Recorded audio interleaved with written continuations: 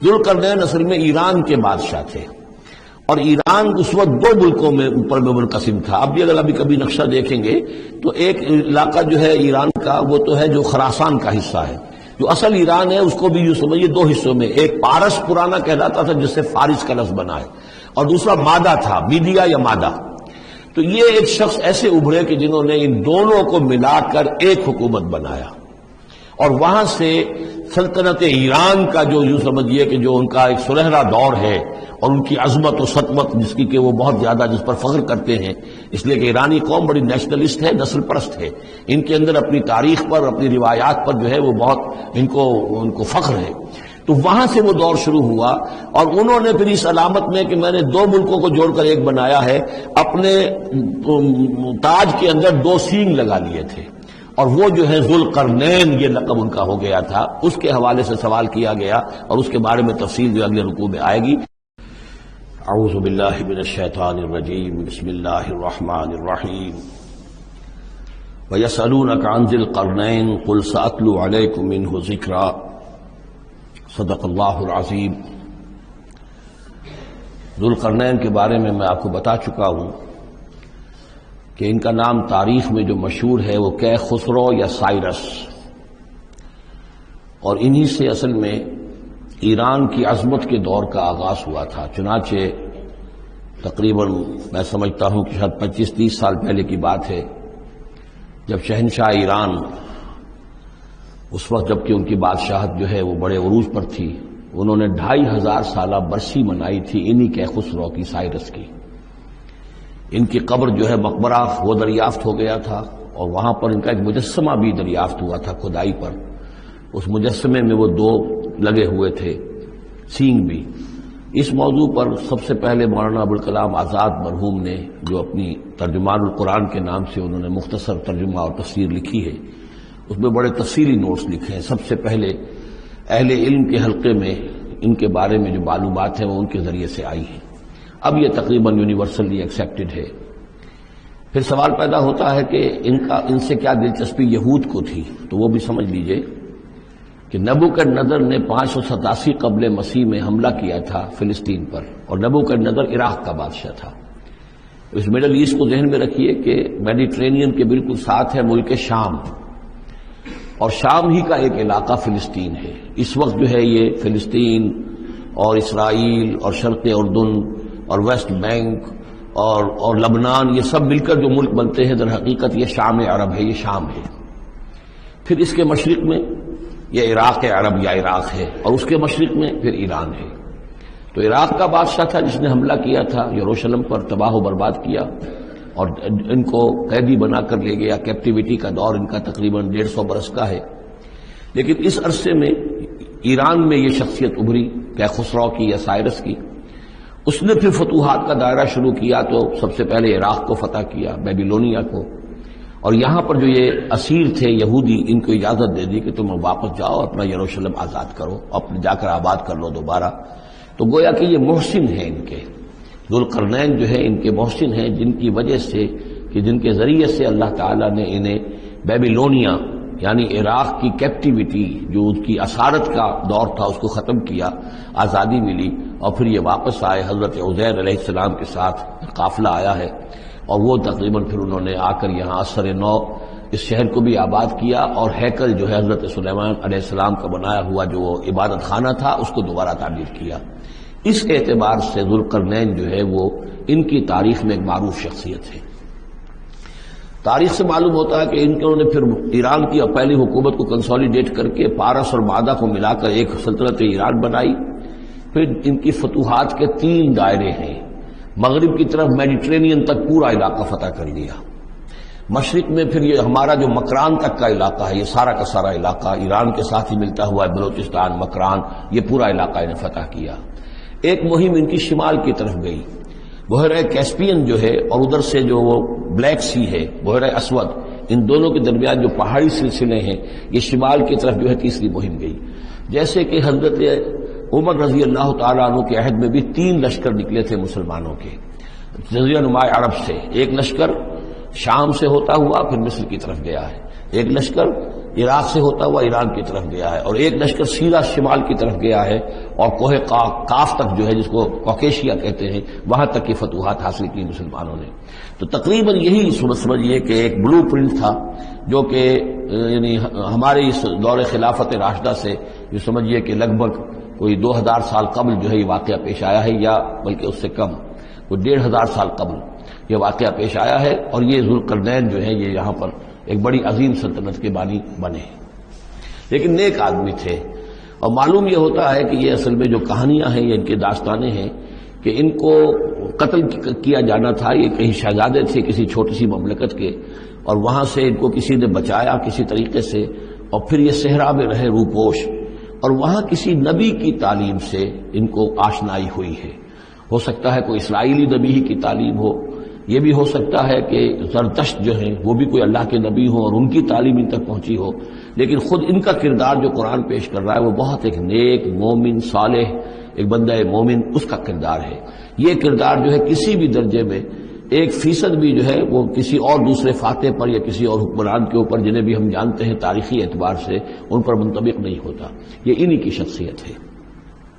وَيَسْأَلُونَكَ عَنِ ذِي الْقَرْنَيْنِ، اور اے نبی آپ سے پوچھ رہے ہیں ذوالقرنین کے بارے میں، قُلْ سَأَتْلُو عَلَيْكُم مِّنْهُ ذِكْرًا، ان سے کہیے میں عنقریب تمہیں اس کے بارے میں کچھ حالات بتاتا ہوں۔ اِنَّا مَكَّنَّا لَهُ فِي الْأَرْضِ، ہم نے اسے زمین میں بڑا تمکن عطا کیا تھا، غلبہ عطا کیا تھا، وَآتَيْنَاهُ مِن كُلِّ شَيْءٍ سَبَبًا، اور ہم نے اسے ہر طرح کا ساز و سامان، وسائل و ذرائع، تمام اسباب جو ہیں فراہم کر دیے تھے۔ فَأَتْبَعَ سَبَبًا، تو انہوں نے پھر ایک مہم تیار کی، یعنی ایک فتوحات کا دائرہ مغرب کی طرف، حتی اذا بلغ مغرب الشمس، یہاں تک کہ جب وہ سورج کے غروب ہونے کی جگہ تک پہنچ گئے۔ اب یہ پرانے زمانے میں ظاہر بات ہے کہ پورا اس سے زیادہ نقشہ تو لوگوں کو معلوم بھی نہیں تھا۔ جب میڈیٹرینین کے ساحل پر پہنچ گئے تو معلوم ہوا آگے تو سمندر ہے، اور سمندر میں پھر آدمی کو محسوس ہوتا ہے سورج ڈوبتا ہوا۔ اگر آپ ساحل سمندر پر کھڑے ہو کر دیکھیں تو معلوم ہوتا ہے سمندر میں سورج ڈوب رہا ہے، تو یہ گویا کہ مغرب الشمس بن گیا ان کے لیے، وہ یہ سورج کے ڈوبنے کی جگہ۔ حتی اذا بلغ مغرب الشمس، جب وہ پہنچ گئے سورج کے غروب ہونے کی جگہ، وجدھا تغرب فی عین حمیۃ، تو انہوں نے دیکھا اسے ڈوبتے ہوئے، وہ ڈوب رہا ہے ایک بڑے گدلے سے سمندر کے اندر۔ وہ جو وہاں کا سمندر ہے بڑا گدلا سا ہے، یہ ایجین سی وغیرہ جو کہلاتے ہیں یہ بہت گدلے سے پانی کے ہیں۔ ووجد عندها قوما، اور وہاں انہوں نے ایک قوم کو پایا مراد یہ کہ اس قوم پر انہیں فتح ہوئی، جنگ ہوئی، انہوں نے ان کو شکست دی، اور وہ قوم گویا کہ اب ان کے رحم و کرم پر ان کی گویا کہ وہ محکوم ہو گئی۔ قلنا یا ذوالقرنین، ہم نے کہا ذوالقرنین سے، اب یا تو یہ کہ یہ شاید نبی ہو واللہ عالم، تو اللہ تعالیٰ کا اس طریقے سے براہ راست ان کو وحی کرنا، لیکن غیر نبی کو بھی اللہ تعالیٰ الہام کے ذریعے سے، جیسا کہ ہم نے دیکھا کہ وہ تو شہد کی مکھی کو بھی لفظ وحی آیا ہے، تو یہاں آیا ہم نے کہا اے قرنین، اور یہ بھی ہو سکتا ہے یہ صورتحال کی تعبیر ہو کہ گویا کہ وہ حالات زمان حال سے یہ کہہ رہے تھے۔ قلنا یا ذوالقرنین اما ان تعذب و اما ان تتخذ فیہم حسنا، کہ یا اے ذوالقرنین تمہیں پورا اختیار ہے، چاہو تو یہ جو مفتوح قوم ہے تمہاری اسے تم سزا دو، عذاب دو، ستاؤ انہیں، یا یہ کہ تم ان کے اندر اچھی روش اختیار کرو، ان کے ساتھ حسن سلوک کرو۔ قال، انہوں نے کہا اما من ظلم، جو کوئی ظالم ہے، بے انصاف ہے، ہو سکتا ہے اس سے مراد کفر اور شرک بھی ہو، فسوف نعذبہ ثم يرد الى ربہ فيعذبہ عذابا نکرا، تو اسے تو ہم عذاب دیں گے، سزا دیں گے، اور پھر وہ لوٹایا جائے گا اپنے رب کی طرف، پھر اس کا رب اس کو عذاب دے گا جو اصل عذاب ہے، برا عذاب، سخت عذاب۔ واما من آمن وعمل صالحا، اور جو لوگ ایمان لائیں گے اور یقین کریں گے حقائق پر، اللہ کو مانیں گے، وعمل صالحا، اور نیک عمل کریں گے، فلہ جزاء الحسنی، تو اس کو ہم اچھا بدلہ بھی دیں گے، وسنقول له من امرنا یسرا، اور اس سے ہم اپنے معاملے میں بھی نرم بات کریں گے، یعنی یہ کہ ان سے ٹیکس اگر لینے ہیں تو نرمی کے ساتھ لیں گے، جو مفتوحہ ممالک کے ساتھ معاملہ ہوتا ہے تو ہم ان کے ساتھ نرمی کا سلوک کریں گے جو ایمان لے آئیں گے۔ ثم اتبع سبابا، مغرب کی طرف سے فارغ ہو کر پھر اب یہ مشرق کی طرف گئے، پھر انہوں نے ایک اور مہم کا بندوبست کیا، حتی اذا بلغ مطلع الشمس، یہاں تک کہ جب وہ سورج کے طلوع ہونے کی جگہ تک پہنچ گئے۔ اب یہ جہاں تک تاریخی طور پر ثابت ہے وہ صرف مکران کے علاقے تک اتنی دور تک آئے ہیں، واللہ عالم، ہو سکتا ہے کہ مکران کے ساحل پر کھڑے ہو کر بھی انہیں محسوس ہوا ہو کہ بس اب یہ سورج جو ہے غروب ہو رہا ہے یا طلوع ہو رہا ہے وہاں سے، مطلع الشمس، تو وہاں جب پہنچے، وجدھا تطلع علی قوم لم نجعل لهم من دونها سترا، تو انہوں نے پایا اس کو کہ وہ طلوع ہوتا ہے ایک ایسی قوم پر کہ جس کے لیے ہم نے آفتاب سے کوئی اوٹ نہیں رکھی ہے. یعنی یہاں کے جو قبائل تھے، گیڈروسیا وغیرہ یہ کہلاتا تھا اس زمانے کے اندر، یہ وحشی قبائل تھے، ان کو ابھی چھت بنانے کا فن نہیں آیا تھا. یعنی گھر جو ہوتے تھے وہ صرف دیواریں کھڑی ہوتی تھیں کہ جو خالی پلاٹ ہے زمین کا اس میں یہ دیوار کھڑی ہے، یہ میرا گھر ہے، تمہارا گھر ہے، لیکن گھر میں چھت وغیرہ کا بھی کوئی تصور ان کے ہاں نہیں تھا. ظاہر بات ہے کہ چھت ڈالنا جو ہے یہ تو ایک تمدن کے ارتقاء کے دور کی علامت ہے. تو وہ بغیر کسی سورج کے سائے کے وہ اپنی زندگی گزارتے تھے. کذالک، ایسا ہی ہوا وہاں بھی، یعنی جو پہلے ہوا تھا کہ یہاں بھی معاملہ وہی ہوا کہ اللہ تعالیٰ نے اختیار مطلق انہیں دیا، فتح دی، لیکن انہوں نے یہاں بھی یہی کہا کہ جو نیک لوگ ہوں گے ان کے ساتھ ہم نرمی کریں گے اور جو شریر ہوں گے ان کو سخت سزا دیں گے. وقد احطنا بما لدیہ خبرا، اور ہمیں پوری طرح معلوم ہے کہ جو وہاں اس کی خبر ہوئی اور جو بھی حالات وہاں گزرے، جو ماجرا وہاں ہوا. ثم اتبع سببا، اب یہ تیسری آ رہی ہے. ثم اتبع سببا، پھر اس نے ایک اور مہم تیار کی، یہ شمالی مہم ہے. حتی اذا بلغ بین السدین، یہاں تک کہ جب وہ دونوں پہاڑوں کے درمیان پہنچ گئے، دو دیواروں کے درمیان پہنچ گئے. تو یہ سمجھ لیجئے بحیرہ کیسپیئن داہلی طرف ہے، مشرق میں بحر اسود، اس کے درمیان یہ سلسلہ کوہ ہے اور یہ پیرلل چلتے ہیں دو اور ان کے درمیان سے پھر وہ درے ہیں کہ جن میں سے ہو کر شمالی علاقے سے جو وحشی قبائل تھے وہ آ کر یہاں حملہ کرتے تھے، تاخت و تاراج کرتے تھے، لوٹ مار کر کے چلے جاتے تھے، جن کو یاجوج ماجوج کہا گیا ہے.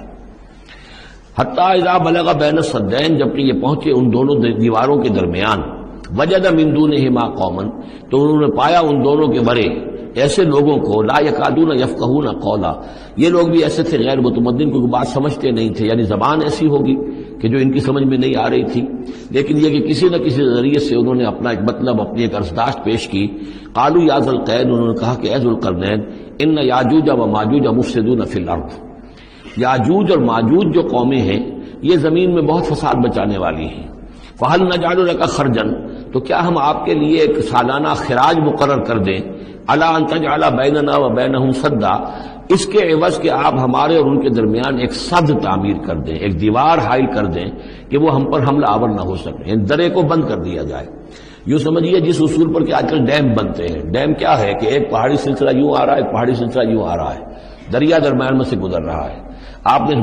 گزرگاہ پر ایک دیوار کھڑی کر دی تو یہ گویا کہ ایک آرٹیفیشل لیک کریٹ ہو گئی، پانی یہاں جمع ہو رہا ہے. تو اگر پہاڑی سلسلے دو چل رہے ہوں، ان کے درمیان جو راستہ ہے اس کو اگر بند کر دیا جائے، ایک دیوار کھڑی کر دی جائے اور اس دیوار کے مضبوط دیوار ہو، تو ظاہر بات ہے کہ پھر ادھر سے کوئی آ کر حملہ آور نہیں ہو سکتا، ان کے لیے ایک حفاظت کا سامان ہو جاتا ہے. یہاں یہ سمجھ لیجئے کہ یاجوج ماجوج سے کیا مراد ہے. حضرت یافس علیہ السلام، جو تین بیٹے تھے حضرت نوح علیہ السلام کے، سام، حام، یافس. سامی نسل کے بارے میں تو ہم نے بہت کچھ سمجھ لیا کہ حضرت ابراہیم بھی سامی نسل سے تھے، پھر قوم عاد بھی سام ہی کی نسل کی ایک شاخ تھی، قوم سمود بھی اسی کی شاخ تھی. یہ تمام جو ہے یہ تو سیمیٹک ریسز ہیں. حضرت یافس کی اولاد نے یہ سینٹرل ایشین ماؤنٹینز کا جو سلسلہ ہے اس کو کراس کیا اور شمال میں چلے گئے، اور شمال میں جا کر دائیں بائیں پھیل گئے. پھر یہ میدان ہے، ٹنڈرے کا میدان اور فلانے میدان اور بڑے بڑے کھلے میدان ہیں. تو گویا کہ ایشیا کو درمیان میں جو سلسلہ کوہ تقسیم کر دیتا ہے، ایک شمالی حصہ ہے، ایک اس کے جنوبی حصہ ہے. یہ شمالی میں چلے گئے اور جا کر پھر پھیلنے میں وہ مشرق کی طرف آئے تو چین اور ہند چینی تک یہ ساری قومیں جو ہیں یہ یلو ریسز، یہ انہی کی نسل سے ہیں. اور مغرب میں چلے تو روس، اور روس سے ہو کر روس کے ساتھ ملتا ہوا علاقہ ہے اسکینڈینیوین کنٹریز کے ساتھ، پھر وہاں سے وہ اتر کے اور یورپ کے بھی جو یہ مغربی ممالک ہیں، اینگلو سیکسنز جو ہیں، یہ بھی در حقیقت اسی سے اسکینڈینیوین کنٹریز سے اترے ہوئے لوگ ہیں. تو یوں سمجھ لیجئے کہ ویسٹرن یورپ اور ایسٹرن یورپ کا بھی خاص طور پر شمالی علاقہ، اور پورا یہ روس کا علاقہ، اور پورا صحرائے گوبی، اور پورا چین، اور وہاں تک جو ہے ہند چینی تک، یہ یافس کی نسل ہے. یافس کے جن بیٹوں کے نام تورات میں آئے ہیں، کئی نام ہیں، وہ کوئی ایک دو نہیں، ان میں گوگ اینڈ میگوگ بھی ہے، توبال بھی ہے، موسک بھی ہے. موسک ایک شخص کا نام ہے، اور ماسکو ہو سکتا ہے کہ اسی نے آباد کیا ہو اور وہیں سے وہ نام بنا ہو. توبال اور بالٹک سی جو ہے اس ایریا کے اندر جو ہے بالٹک سٹیٹس، توبال ان کے ایک بیٹے کا نام تھا. یہ تورات کے اندر نام دیے گئے ہیں. گوگ اینڈ میگوگ، جاجوج ماجوج، یہ بھی انہی کے بیٹوں کے. یہ تمام اقوام جو ہے یہ وحشی ہیں، اور یہ تاخت و تاراج کرنا، لوٹ مار کرنا، یہ ان کا طریقہ ہے، اور ان کا ہے ذکر جو یہاں پر ہو رہا ہے. یہ جو سیلاب آیا تھا، کولونیل سیلاب جو ہم پر آیا تھا، جس میں کہ یہ اینگلو سیکسنز تھے، یہ سب کے سب جو ہیں یہ اسی نارڈک ریسز سے ہیں، یہ بھی یاجوج اور ماجوج کی نسل ہیں۔ ایک سیلاب ان کا آ چکا ہے جو آیا تھا یورپ کے سے نکل کر، یہ کولونیل سیلاب آیا اور پوری دنیا کے اوپر چھا گیا تھا، ایشیا اور افریقہ کو انہوں نے فتح کیا، کولونائز کیا۔ اب اگرچہ ان کی وہ بساط ایک دفعہ تو لپیٹ دی گئی ہے، وہ واپس چلے گئے ہیں، انڈائریکٹلی ہم پر حکومت کر رہے ہیں۔ ابھی ان کے جو ملٹی نیشنلز ہیں ان کے ذریعے سے یا بینکوں کے ذریعے سے، آئی ایم ایف کے ذریعے سے، ورلڈ بینک کے ذریعے سے انڈائریکٹ حکومت ہے جو نیو ورلڈ آرڈر ہے۔ لیکن یہ ہے کہ ابھی ایک اور جو سیلاب ان کا آنے والا ہے وہ آتا ہے احوال قیامت کے معاملات میں۔ آرمگڈون کے بعد جب حضرت مسیح علیہ السلام کا نزول ہو چکے گا اور یہودیوں کا خاتمہ ہو چکے گا، اور پھر یہ کہ تمام جو عیسائی ہیں وہ مسلمان ہو جائیں گے، عیسائیت ختم ہو جائے گی حضرت مسیح علیہ السلام کے آنے کے بعد، اور مسلمان اور عیسائی مل کر ایک ملت بن جائیں گے، سب مسلمان ہوں گے۔ اس کے بعد آخری سیلاب پھر آنا ہے جو اس کے خلاف، وہ احادیث میں آتا ہے، پھر وہ یاجوج اور ماجوج کا ہوگا۔ اور میرے نزدیک یہ یاجوج اور ماجوج جو ہیں وہ ایسٹرن علاقے سے آئیں گے، چائنا وغیرہ سے، ہند چینی سے۔ آرمگڈون جو ابھی ہونی ہے فوری طور پر بڑی جنگ، اس میں یہ لوگ جو ہے بیٹھے رہیں گے، یہ جنگ میں حصہ نہیں لیں گے۔ یہ مڈل ایسٹ میں جنگ ہوگی، یورپین پاور ساری ہوں گی، کرسچین پوری طاقتیں ہوں گی، اور ادھر جو ہے مسلمان ہوں گے، اور حضرت مہدی جو ظاہر ہوں گے، جو اللہ تعالیٰ ایک عنایت کرے گا مسلمانوں کو لیڈر عرب کے اندر، وہ پیدا ہوں گے، مجدد ہوں گے، اور ان کے ذریعے سے عرب کے اندر ایک اسلامی حکومت بھی قائم ہوگی۔ لیکن ان کے لیے مدد کے لیے خراسان کے علاقے سے فوجیں آئیں گی، مشرق سے آئیں گی، اور یہ علاقہ جو ہے وہ ہے جو ہمارے قریب ہے، اور ہم بھی اسی علاقے میں ہیں۔ اللہ تعالیٰ ہمیں توفیق دے کہ یہاں وہ ہم پہلے اس نظام میں خلافت قائم کریں، تاکہ یہاں سے پھر فوجیں جائیں اور حضرت مسیح کے ساتھ ہو کر اور حضرت مہدی کے ساتھ ہو کر عیسائیوں اور یہودیوں کے ساتھ جنگ کریں، اور بالآخر پھر یہ کہ پوری دنیا میں اسلام کا بول بالا ہوگا۔ لیکن جب یہ ہو چکے گا، اس کے بعد ایک سیلاب پھر آئے گا یاجوج اور ماجوج کا۔ تو یہ چونکہ پوری ایک سلسلہ ہے، ایک نسلیں ہیں اس کے اندر بہت سی، تو ان میں چونکہ تفسیری اعتبار سے بہت سی باتیں جو ہے مختلف آراء بھی سامنے آئیں گی، تو میں نے جو رائے میری ہے وہ آپ کے سامنے بیان کر دی ہے۔ اس وقت میں وہ یاجوج ماجوج تھے جو ان شمالی دروں سے آ کر حملے کرتے تھے۔ الا ان تجعل بیننا وبینہم سدا، تو کیا ہم آپ کے لیے ایک سالانہ خراج طے کر دیں تاکہ آپ ہمارے لیے یہاں ایک سد تعمیر کر دیں، ایک بند باندھ دیں یہاں پر۔ قال ما مکنی فیہ ربی خیر، اب دیکھیے ان کا کردار، ان کا مجھے جو کچھ میرے رب نے دے رکھا ہے، دولت دے رکھی ہے، مال دے رکھا ہے، وہ بہت بہتر ہے اس سے کہ جو تم مجھے پیش کر رہے ہیں۔ مجھے خراج کی ضرورت نہیں ہے، ہاں تمہاری ایک ضرورت ہے، میں وہ پوری کر دیتا ہوں۔ فاعینونی بقوت، مجھے مین پاور فراہم کرو، باقی ساری سامان جو ہے میں فراہم کر لوں گا، لیکن بہرحال اس کو بنانے کے لیے، دیوار بنانے کے لیے اور دونوں پہاڑوں کے درمیان اتنی بڑی جو سد تعمیر کرنے کے لیے جو مین پاور چاہیے، اعینونی بقوت، تو محنت کے ذریعے سے، مین پاور کے ذریعے سے میری مدد کرو۔ اجعل بینکم و بینہم ردما، میں ان کے اور تمہارے درمیان ایک موٹی دیوار بنا دوں گا۔ آتونی زبر الحدید، لاؤ میرے پاس تختے لوہے کے۔ حتی اذا ساوا بین الصدفین، یہاں تک کہ جب دونوں جو اونچانے تھیں اس کے درمیان کا پورا علاقہ پر ہو گیا، بھر گیا، وہ لوہے کے تختے جو ہیں اس کے اندر بھرے جا رہے ہیں۔ حتی اذا ساوا، برابر کر دیا دونوں پھانکوں تک پہاڑ کی، قال انفخوا، اب ان کا کہ آگ جلاؤ اس کے نیچے، وہ دہکا دی بھٹی جس سے کہ اب وہ لوہا گرم ہوا اور لوہے کی تختے جو ہیں وہ گرم ہو گئے۔ حتی اذا جعلہ نارا، جبکہ وہ سارے کے سارے لوہے کے جو تپ گئے خود اور سرخ ہو گئے۔ قال آتونی افرغ علیہ قطرہ، تو کہا لاؤ میرے پاس پگھلا ہوا تانبا کہ میں اس کے اوپر انڈھیل دوں۔ تو اس طریقے سے گرین فورس کنکریٹ سے بھی 10 گنا سمجھیے مضبوط شے انہوں نے بنا دی کہ اس میں لوہا اور پھر لوہا سیسا یا تانبا پلایا ہوا، تو اس طریقے سے ایک بڑی مضبوط دیوار قائم کر دی۔ اس دیوار کے جو آثار اب بھی موجود ہیں، دیوار تو موجود نہیں ہے، یہ داریال اور دربند کے درمیان یہ کشادہ راستہ ہے اب بھی، یہ ویسٹ کوسٹ جو ہے کیسپین کا، اس کے ساتھ اس کی لمبائی 50 میل اور اس کی اونچائی 29 فٹ اور 10 فٹ چوڑی یہ دیوار تھی جو اس وقت بنی ہے۔ یعنی جس طریقے سے کہ بنتے ہیں بڑے بڑے بند، ان سے بھی بڑی یہ تھی سد تعبیر کی گئی۔ السد العالی کہلاتا ہے اسوان ڈیم جو ہے، جو مصریوں نے بنایا تھا، بہت بڑا ڈیم، السد العالی، اونچی دیوار۔ تو ہمارے ہاں یہ تربیلا اور منگلہ یہ سب کیا ہے، یہ اسی طرح کے ڈیم ہیں کہ پہاڑی سلسلے آ رہے ہیں، دریا سے آ رہا تھا، وہاں آپ نے دیوار کھڑی کر دی، پانی رک گیا اور وہ جھیل بن گئی۔ فمستطاعوا ان یظہروہ، تو انہوں نے کہا کہ اب یہ لوگ نہ تو یہ اس کے اوپر سے آ سکیں گے، اس کو نہ چڑھ سکیں گے، ومستطاعوا لہ نقبا، نہ اس میں کوئی سوراخ لگا سکیں گے، نقب لگا سکیں گے۔ قال ھذا رحمۃ من ربی، یہ سب اتنا بڑا کارنامہ کر کے بھی انہوں نے کہا یہ سب رحمت ہے میرے رب کی طرف سے، میرا کوئی کمال نہیں، یہ سب اللہ کی طرف سے ہے۔ فَإِذَا جَاءَ وَعْدُ رَبِّي، اور جب میرے رب کا وعدہ آئے گا، جَعَلَهُ دَكَّا، وہ اس پوری دیوار کو جو ہے ریزہ ریزہ کر دے گا، ختم ہو جائے گی دیوار۔ اب وہ دیوار وہاں موجود نہیں ہے، وہ ختم ہو چکی ہے امتداد زمانہ سے، اب اس کے کوئی آثار باقی نہیں رہے، بس آثار معلوم ہو جاتے ہیں کہ یہاں وہ دیوار ہوتی تھی جس سے یہ میں نے ڈائمنشنز آپ کو دیے ہیں۔ وَكَانَ وَعْدُ رَبِّي حَقًّا، اور میرے رب کا وعدہ جو ہے وہ حق ہے، سچ ہے، پورا ہو کر رہے گا۔